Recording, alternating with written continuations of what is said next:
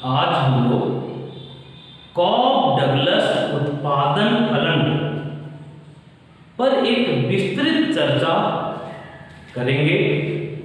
बहुत सारे स्टूडेंट बहुत दिनों से कॉब डगलस उत्पादन फलन पर चर्चा के लिए आग्रह कर रहे थे। आज हम लोग कॉब डगलस उत्पादन फलन के हर पहलू को बहुत आराम से, बहुत सरल तरीके से समझने का प्रयास करेंगे और कॉब डगलस उत्पादन फलन से किस प्रकार के वस्तुनिष्ठ प्रश्न बन सकते हैं, इस पर भी हम लोग चर्चा करने का प्रयास करेंगे। ऐसे एक नई योजना मेरे दिमाग में है कि किसी भी टॉपिक को जब हम समाप्त कर लेंगे, जब उस पर हमारा एक विस्तृत व्याख्यान कंप्लीट हो जाएगा, उसके बाद हम लोग उस टॉपिक से विगत कई वर्षों से जो टीजीटी और पीजीटी के एग्जाम में प्रश्न रहे हैं, उन प्रश्नों को फोकस करते हुए हम लोग अलग से एक क्लास रखेंगे ताकि उस टॉपिक से कैसे प्रश्न रहे हैं, कैसे प्रश्न हो सकते हैं, उसका एक आइडिया आप लोगों को मिल सके। चलिए हम लोग कॉब डगलस उत्पादन फलन को समझने का प्रयास करें। हम लोग पिछले के क्लासों में उत्पादन फलन को समझे थे।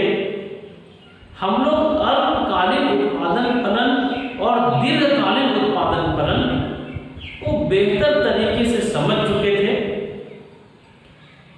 कॉब और डगलस दो अमेरिकी अर्थशास्त्री हैं। इनके बारे में एक सामान्य जानकारी ये है कि कॉब और डगलस दोनों ही अमेरिका के संसद के सदस्य थे, अमेरिकी संसद के सदस्य रहे हैं। हम लोग अमेरिका के बारे में एक बात जानते हैं कि अमेरिका एक पूंजी प्रधान देश है। उस पूंजी प्रधान देश में इन दो अर्थचिंतकों ने मिलकर एक सांख्यिकीय अध्ययन किया। अमेरिका के विनिर्माण क्षेत्र, अमेरिका के विनिर्माण क्षेत्र पर इन दो अर्थशास्त्रियों ने लगभग 32 वर्षों तक एक सांख्यिकीय अनुसंधान करने का काम किया और लगभग 32 वर्षों के साधना के बाद, अपने 32 वर्षों के निरंतर प्रयास के बाद, ये दो अर्थशास्त्री जो निष्कर्ष निकाले कि जो विनिर्माण क्षेत्र है, जो औद्योगिक क्षेत्र है, उस विनिर्माण क्षेत्र में उत्पादन करने में लेबर और कैपिटल में सबसे अधिक योगदान लेबर का है। इन दो अर्थशास्त्रियों का निष्कर्ष पूरे दुनिया के लिए आश्चर्य का कारण इस वजह से बना कि अमेरिका जैसे देश में भी उत्पादन में जो श्रम का कंट्रीब्यूशन है, जो लेबर का योगदान है, वो पूंजी की तुलना में बहुत अधिक है। इन दो अर्थशास्त्रियों ने ये साबित किया अपने सांख्यिकीय अध्ययन के द्वारा। ये दो अर्थशास्त्री ये साबित करने में सफल हो गए कि वहां विनिर्माण क्षेत्र में जो उत्पादन हो रहा है, उस उत्पादन में जो लेबर का कंट्रीब्यूशन है वो 75% है और कैपिटल का कंट्रीब्यूशन मात्र 25% है। अमेरिका जैसे पूंजी प्रधान देश में भी इन अर्थशास्त्रियों ने यह साबित कर दिया कि उत्पादन में श्रम के योगदान को कमतर नहीं कहा जा सकता है। श्रम का योगदान पूंजी के योगदान से बहुत अधिक था और कॉप और डगलस का जो पहला हम लोग देखे कि उत्पादन में सिर्फ लेबर और कैपिटल दो साधनों की चर्चा की, विनिर्माण क्षेत्र में इनका चर्चा केंद्रित था। श्रम के योगदान को 75% इन लोगों ने बताया और पूंजी के योगदान को 25% बताया।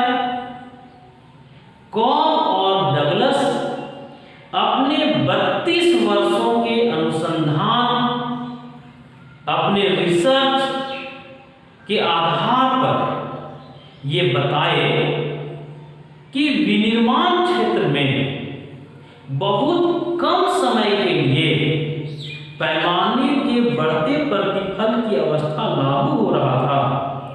इन लोगों ने अपने अध्ययन के क्रम में ये पाया कि बहुत कम समय के लिए पैमाने के बढ़ते प्रतिफल की अवस्था देखा जाता है और पैमाने के बढ़ते प्रतिफल की अवस्था के बाद एक लंबे समय तक पैमाने के समता प्रतिफल की अवस्था लागू रहता है। मतलब कॉब और डगलस यह बताने में और यह साबित करने में सफल रहे कि पैमाने के समता प्रतिफल की अवस्था विनिर्माण क्षेत्र में एक लंबे समय के लिए, एक लंबी अवधि के लिए चलता रहता है।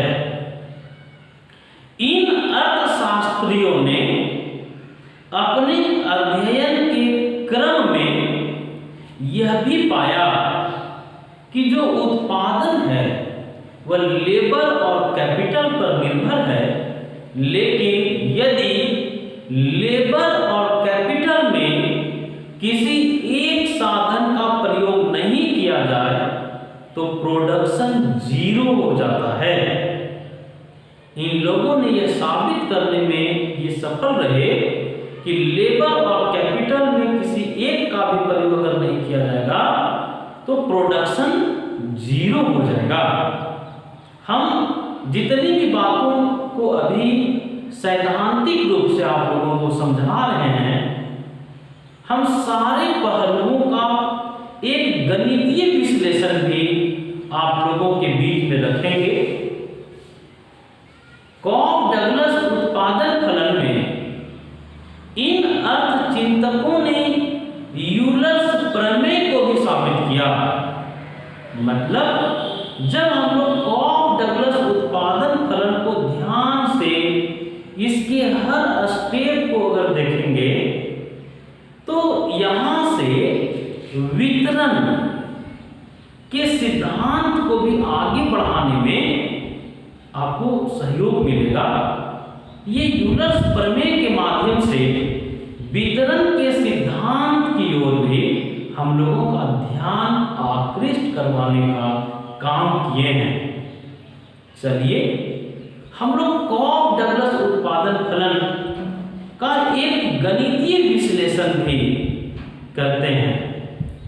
कॉब और डगलस उत्पादन फलन को इस तरह से हम लोग व्यक्त करते हैं। इन अर्थशास्त्रियों ने एक उत्पादन फलन दिया Q इक्वल टू L का पावर A और K का पावर 1 माइनस A। यहां ध्यान से देखिएगा, यहां Q का मतलब उत्पादन है, Q उत्पादन है, L श्रम है और K का मतलब पूंजी से है। यहां ए और ये धनात्मक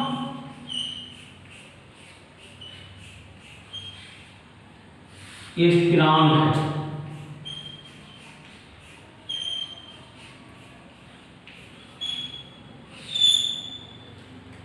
ए और ए पॉजिटिव कांस्टेंट है, लेकिन ए लेस देन 1 है, मतलब ए 1 से कम है। कॉक डगलस उत्पादन फलन के हर विशेषता को हम लोग ध्यान से समझने का प्रयास करें। अभी तक हम लोगों ने जो चर्चा किया है, हम लोग उसका एक पुनरावृत्ति, उसका एक रिवीजन कर लें। हम लोग पहली बात ये देखें कि कॉक और डगलस दोनों अर्थशास्त्री थे। कहाँ के? तो अमेरिका के। अमेरिका के सीनेटर थे, वहाँ के संसद के ये सदस्य रहे थे। ये सांख्यिकीय अनुसंधान किया, इनका अध्ययन सांख्यिकीय अध्ययन है। लगभग 32 वर्षों तक अनवरत अध्ययन किया। इनका अध्ययन एग्रीकल्चर सेक्टर में नहीं था, इनका अध्ययन वहां के विनिर्माण क्षेत्र में था। और ये बताए कि उत्पादन में लेबर का कंट्रीब्यूशन 75% और कैपिटल का कंट्रीब्यूशन 25% है। और इन अर्थशास्त्रियों ने सिर्फ 2 साधनों की बात किया, उत्पादन में सिर्फ 2 साधनों की बात किया, एक लेबर और एक कैपिटल। और ये भी साबित किया यदि लेबर या कैपिटल में से किसी एक का प्रयोग नहीं किया जाए तो प्रोडक्शन 0 हो जाएगा।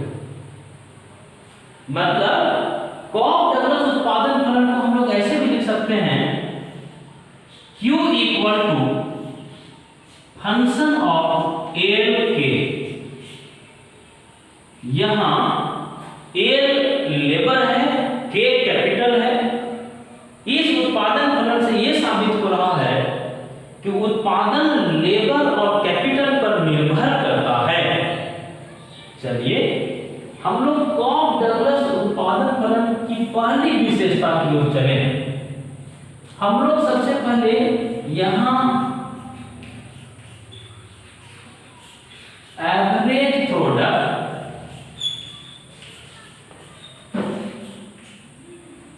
ऑफ लेबर निकालें। एवरेज प्रोडक्ट ऑफ लेबर कैसे निकलेगा? तो एवरेज प्रोडक्ट ऑफ लेबर निकालने का तरीका है टोटल प्रोडक्ट बाय एल। श्रम से कुल उत्पाद को जब भाग दे दिया जाएगा तो श्रम का औसत उत्पाद प्राप्त हो जाएगा। एपीएल हम लोग निकालते हैं। एपीएल का मतलब average product of labour. Q के जगह में हम लोग लिख सकते हैं एल का पावर ए और के का पावर 1 माइनस ए बटा एल। चलिए हम लोग इसको इस रूप में भी लिख सकते हैं, एपीएल इक्वल टू एल का पावर ए, यहां लिखा हुआ है, इसका पावर 1 है। अगर इसको ऊपर ले जाएंगे तो a माइनस 1 हो जाएगा और यहां k का पावर 1 माइनस ये हो गया।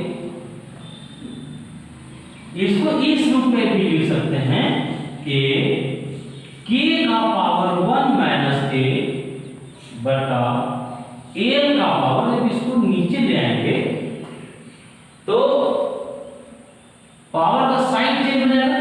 ये माइनस में था तो प्लस में, 1 माइनस था प्लस 1 हो जाएगा। ए प्लस में था तो माइनस हो जाएगा। तो इस तरह से हम लोग इसको लिख सकते हैं, ए के बटा एल का पावर 1 माइनस ए। हम लोग निकाल लिए average product of labour. Cobb Douglas उत्पादन फलन श्रम के औसत उत्पाद के संदर्भ में ये कहता है कि श्रम का औसत उत्पाद कैपिटल और लेबर के रेशियो पर निर्भर करता है। इस विश्लेषण से हम लोग ये साबित किए कि श्रम का औसत उत्पाद पूंजी और श्रम के अनुपात पर निर्भर करता है।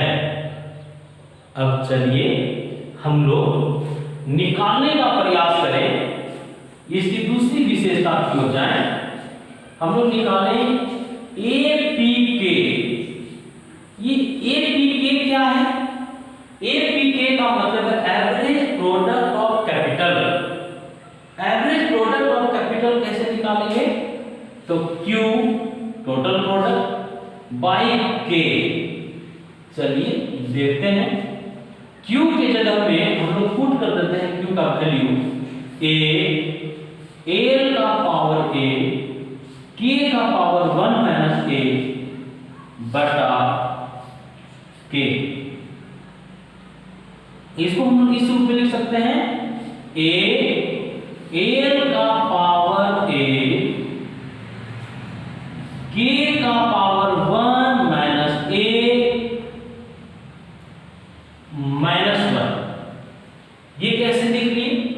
इसका पावर यहां था 1, इसको आप ऊपर ले जाइए तो क्या हो जाएगा 1 माइनस A पहले से, इसका पावर इसको ऊपर ले जाएंगे तो माइनस 1।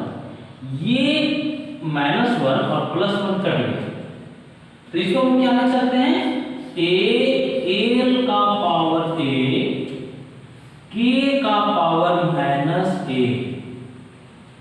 आप सिर्फ ध्यान से देखिए, हम आपको हर स्टेप को समझा लेंगे।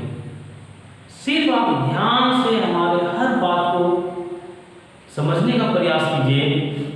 इससे संबंधित कोई भी ऐसा चीज नहीं है जो कठिन है। सही अर्थों में गणित अर्थशास्त्र को सरल बनाने का काम करता है। सिर्फ आप इसके हर कैलकुलेशन को हमारे साथ को लीजिए और इसके हर एक स्टेप को देखते चलिए, आपको बड़ा आसान लगेगा। इसको लिखा जा सकता है L का पावर A। अगर इसको बटा ऐसे लिखें तो K यहाँ माइनस था तो ये हो जाएगा प्लस K का पावर A। इसी को लिखने का ये भी एक तरीका हो सकता है L बटा K का पावर। ये हम लोग निकाले APK मतलब एवरेज प्रोडक्ट ऑफ कैपिटल। इस एनालिसिस से क्या पता चलता है?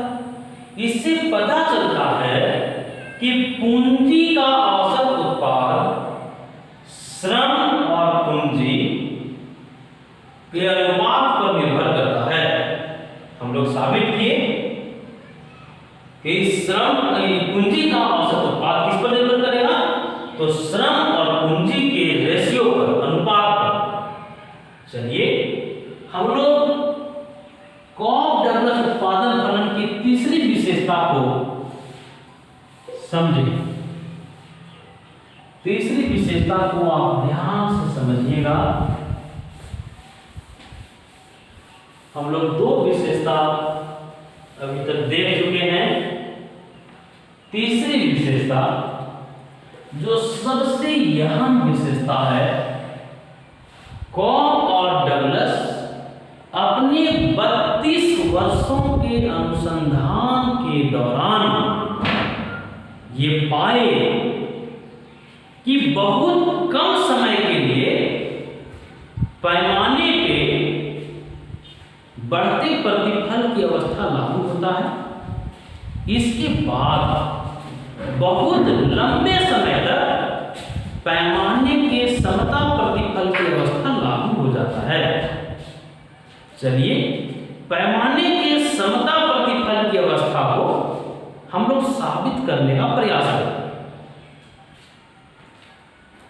कॉक डगलस उत्पादन फलन था Q equal to A, L का पावर A और k का पावर 1 माइनस a। मतलब इन दोनों अर्थशास्त्रियों ने यह साबित किया कि q equal to function of L K. इन दो अर्थशास्त्रियों ने यह समझाया कि कुल उत्पादन किस पर निर्भर कर रहा है, तो निर्भर कर रहा है लेबर पर और कैपिटल। यदि समता प्रतिफल है क्या, समता प्रतिफल को हम लोग पहले समझे थे कि जिस रेशियो में उत्पादन के साधन को बढ़ाते हैं, यदि सेम रेशियो में प्रोडक्शन भी बढ़ जाता है तो ये स्थिति, उत्पादन की यह स्थिति पैमाने के समता प्रतिफल के स्थिति को इंगित करता है। मतलब जितना साधनों में अनुपातिक वृद्धि होगा, यदि उतना ही उत्पादन में भी वृद्धि हो जाए तो ये पैमाने के समता प्रतिफल की अवस्था है। जितना गुना साधन को बढ़ाए, अगर उतना ही गुना वृद्धि उत्पादन में हो गया, जितना गुना साधन को बढ़ाए उतना ही गुना उत्पादन बढ़ गया, ये पैमाने के समता प्रतिफल की स्थिति है। चलिए देखते हैं। इसका ये मतलब है कि यदि हम लोग लेबर को लेमडा गुना बढ़ा दें और कैपिटल को लेमडा गुना बढ़ा दें तो पैमाने के समता प्रतिफल के हिसाब से क्यू लेमडा होना चाहिए। मतलब यदि एल और के को लेमडा के बराबर वृद्धि किए तो उत्पादन में भी लेमडा के बराबर वृद्धि हो जाएगा। चलिए हम लोग एल और के को गुना कर देते हैं लेमडा से, तो क्या हो जाएगा, एल इंटू लेमडा का पावर ए,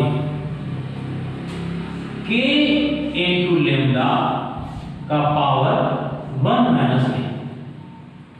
इसको हम लोग लिख सकते हैं एल का पावर ए और लेमडा का पावर ए।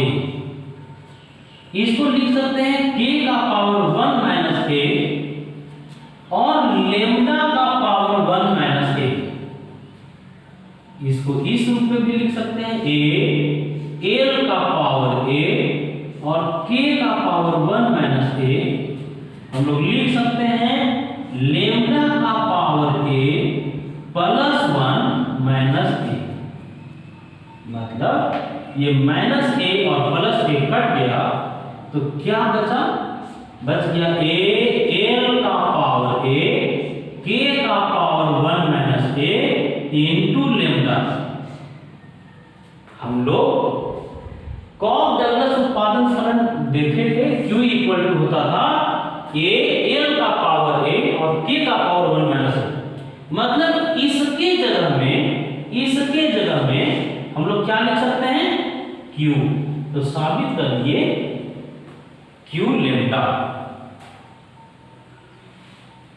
तो हम लोग देखे कि लेबर को और कैपिटल को यदि लेमडा के बराबर वृद्धि किए तो प्रोडक्शन भी कितना बढ़ गया, तो लेमडा के बराबर वृद्धि हो गया। हम लोग अभी तक कॉक डगलस उत्पादन फलन की 3 विशेषताओं को देखे। विश्वास है अभी तक आप लोगों को सब कुछ सरल लगा होगा। हम लोग इसके चौथे विशेषता की ओर आते हैं। ये भी बहुत आसान है, बेहद सरल है, सिर्फ आप इसके हर स्टेप को देखिएगा। हम लोग अभी मार्जिनल प्रोडक्ट ऑफ लेबर निकालेंगे। मतलब हम लोग श्रम का सीमांत उत्पादन निकालेंगे। हम लोगों को यहां पार्शियल डिफरेंशिएशन का प्रयोग करना है। पार्शियल डिफरेंशिएशन की अगर थोड़ी भी आपको समझ होगी तो आपको यह स्टेप समझ में आ जाएगा। और अगर पार्शियल डिफरेंशिएशन की समझ आपको नहीं है तो हम अभी आप लोगों को बता देंगे। जैसे अगर मार्जिनल प्रोडक्ट ऑफ लेबर निकालना है तो हम लोग क्या करेंगे कि डिफरेंशिएट कर देंगे, पार्शियली डिफरेंशिएट कर देंगे इसको, तो टोटल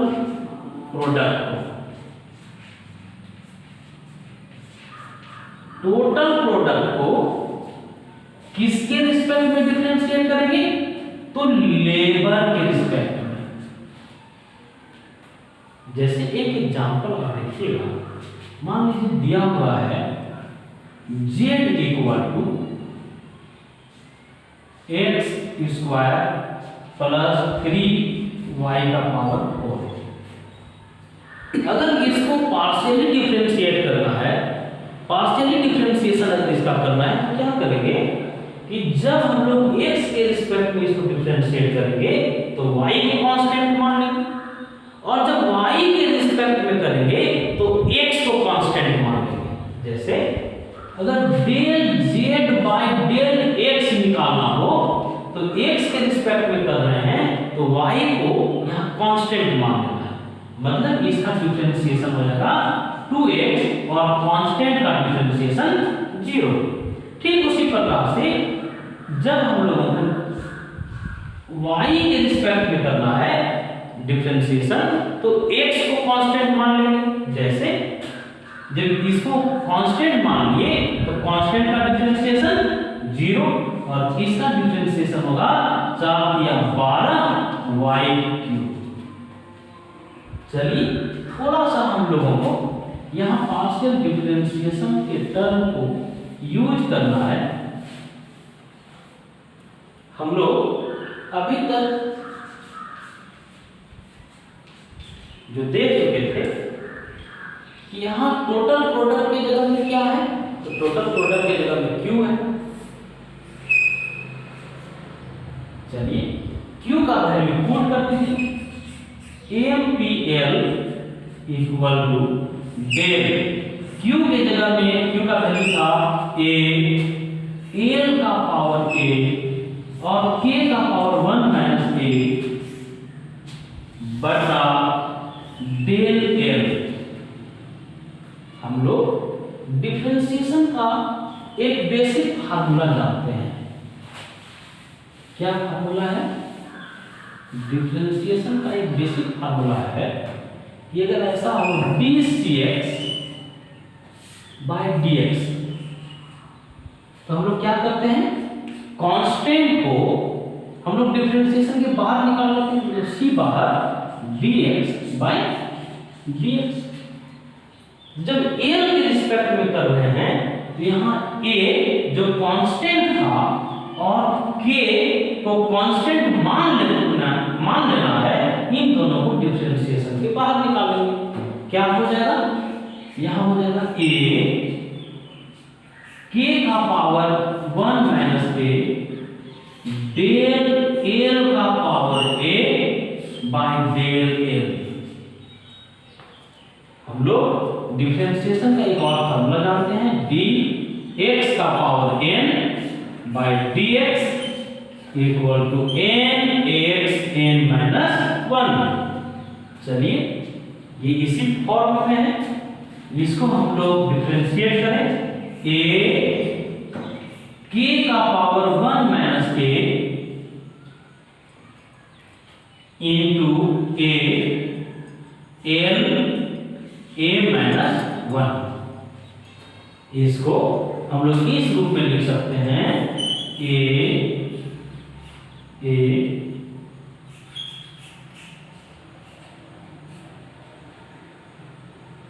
k का पावर 1 माइनस a बटा, अगर इसको नीचे लेना है तो लिख सकते हैं l 1 minus a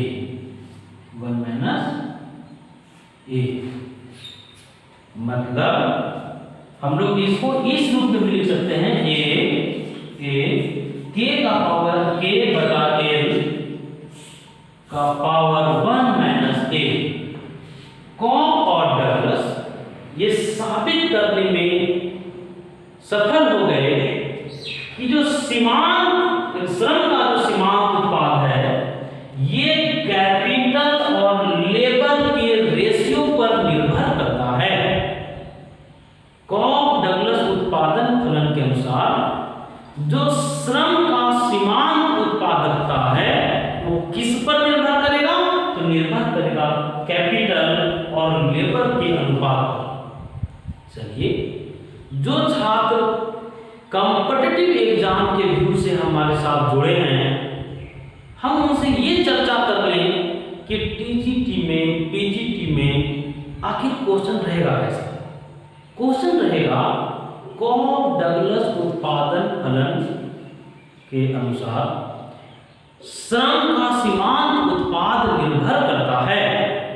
option A सुनिएगा, लेबर और कैपिटल के रेशियो पर, कैपिटल और लेबर के रेशियो पर, ए तथा बी दोनों, और इनमें से कोई नहीं। तो आप लोग यहां देख लिए थे कि जो श्रम का सीमांत उत्पाद है वो कैपिटल और लेबर के रेशियो पर निर्भर करता है। तो इकोनॉमिक्स में हम लोग पहले भी चर्चा किए थे कि ये रटने वाला विषय नहीं है। तथ्यों की एक अच्छी समझ अगर होगी तो क्वेश्चन का स्ट्रक्चर चाहे जैसा होगा आप उसको बना पाएंगे। इसलिए अर्थशास्त्र को आप रटने का प्रयास न करें, अर्थशास्त्र के हर टर्म को आप समझिए। ऑब्जेक्टिव कैसा रहता है ये हम लोग देख लिए। अब चलिए हम लोग अभी इसके पांचवी विशेषता की ओर आए। पांचवी विशेषता क्या है? कॉस्ट डगलस उत्पादन फलन का पांचवा विशेषता हम लोग निकालेंगे अभी, मार्जिनल प्रोडक्ट ऑफ कैपिटल। अभी हम लोग निकाले मार्जिनल प्रोडक्ट ऑफ लेबर, उसी तरह से मार्जिनल प्रोडक्ट ऑफ कैपिटल जब निकालना होगा तो क्या करेंगे हम लोग? डिफरेंशिएट कर देंगे टोटल प्रोडक्ट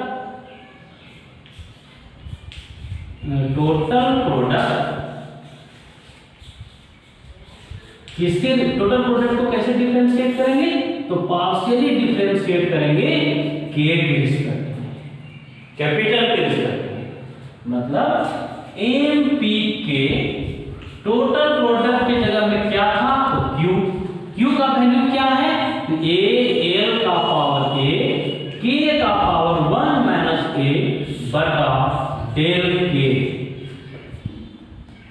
जब के रिस्पेक्ट में डिफरेंशिएट करेंगे तो ए और एल को कांस्टेंट मानते हुए इसको डिफरेंशिएशन के बाहर कर देंगे। चलिए इसको हम लोग लिखेंगे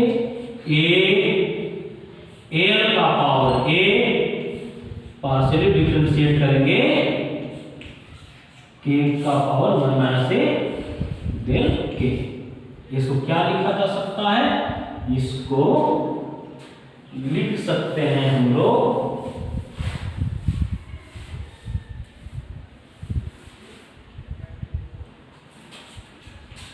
इसको लिख सकते हैं एल का पावर ए और 1 माइनस ए, के का पावर 1 माइनस ए माइनस 1। किस फार्मूला से? तो यहां ये फार्मूला यूज किए, dx का पावर n बाय dx क्या हो जाता था? nx n minus 1। यहां n के जगह में 1 माइनस a है। चलिए यहां -1 प्लस 1 कट गया तो इसको क्या लिख सकते थे? a 1 माइनस a एल का पावर a बटा k का पावर a। इसी को हम लोग कैसे लिख सकते हैं? a 1 माइनस a एल बटा k का पावर a। मतलब अभी हम लोग साबित किए कि पूंजी का सीमांत उत्पाद किस पर निर्भर करेगा? तो पूंजी का सीमांत उत्पाद लेबर और कैपिटल के अनुपात पर, रेशियो पर निर्भर करेगा। हम लोग यहां देखे थे कि श्रम का सीमांत उत्पाद कैपिटल और लेबर के रेशियो पर निर्भर कर रहा था। ठीक उसी प्रकार से कैपिटल का सीमांत उत्पाद किस पर निर्भर कर रहा है? तो लेबर और कैपिटल के, या लेबर और कैपिटल दो साधनों के अनुपात पर।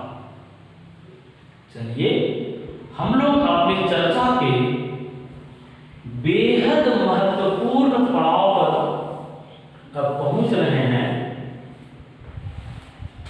हम लोग जो छठा विशेषता है, एक बेहद महत्वपूर्ण विशेषता है यूलर्स प्रमेय। यूलर्स प्रमेय यूलर्स प्रमेय को समझने का प्रयास करें। यूलर्स प्रमेय ये बताता है कि यदि साधनों को, उत्पादन के साधनों को उसके मार्जिनल प्रोडक्टिविटी के बराबर अगर मजदूरी दे दिया जाए तो कुल उत्पादन साधनों के बीच में ही डिस्ट्रीब्यूट हो जाता है। यूलर्स प्रमेय वितरण की ओर हम लोगों को ले चलता है। ये बताता है कि यदि किसी भी साधन को उसके सीमांत उत्पादकता के बराबर मजदूरी दे दिया जाए तो कुल उत्पादन साधनों के बीच में ही बढ़ जाता है, उत्पादक के पास कुछ शेष नहीं बच जाता है। ये अर्थशास्त्र का एक बहुत बड़ा विरोधाभास है। सवाल है, यदि उत्पादन के साधनों को ही सब कुछ दे देगा तो उत्पादक के पास क्या बचेगा? हम लोग अभी ये समझने का प्रयास करेंगे कि लेबर और कैपिटल को यदि मजदूरी उसके सीमांत उत्पादकता के बराबर दिया जाए तो कुल उत्पादन साधनों में ही बढ़ जाता है, कुछ भी शेष नहीं बचता है। मतलब हम लोग अभी जो साबित करेंगे वो ये साबित करेंगे कि L into marginal product of L plus K into marginal product of के इक्वल टू क्यू। ये इक्वेशन हम लोग अभी साबित करेंगे। हम लोग अभी निकाल चुके थे एम्पियर। एम्पियर क्या लिखा था?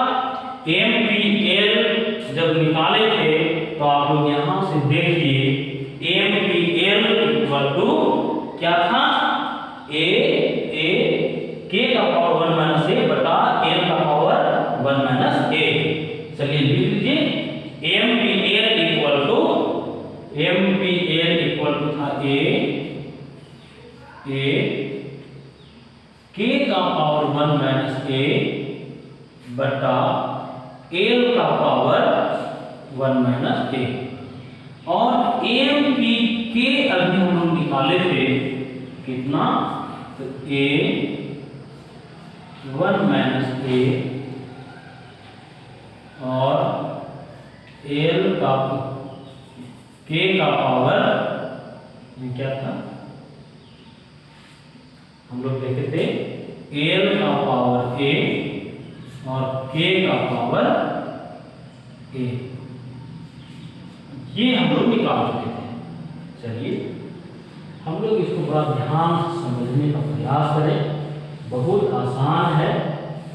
अगर आप हमारे साथ देख रहे होंगे तो आपको लग रहा होगा कि सचमुच में कॉफ डगलस उत्पादककरण को हम लोग जितना मुश्किल समझ रहे थे उतना मुश्किल ये है नहीं, बहुत सरल है।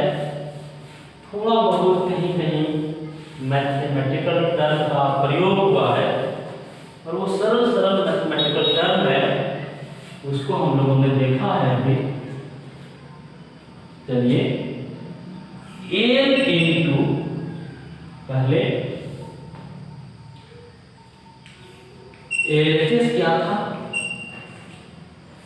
जिसको इक्वेशन 1 मानिए तो इसका एलएचएस है L into M P L plus K into M P K. तो एम पी एल अभी हम लोग निकाले थे। एम पी एल के जगह में हम लोग क्या लिख सकते हैं? एम पी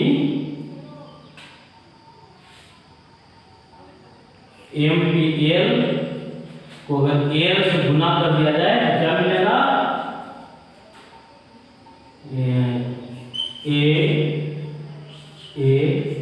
के का पावर 1 माइनस ए बटा एल का पावर 1 माइनस ए। इसको गुना किससे करना है? तो एल से। क्या हो जाएगा? हो जाएगा ए k का पावर 1 माइनस a, यहाँ l का पावर 1 है तो l का पावर 1, इसको आप ऊपर ले जाइए, प्लस 1 है तो माइनस 1, माइनस a है तो प्लस a, ये और ये कट गया तो क्या निकल गया, निकल गया हम लोगों का l का पावर a और k का पावर 1 माइनस a।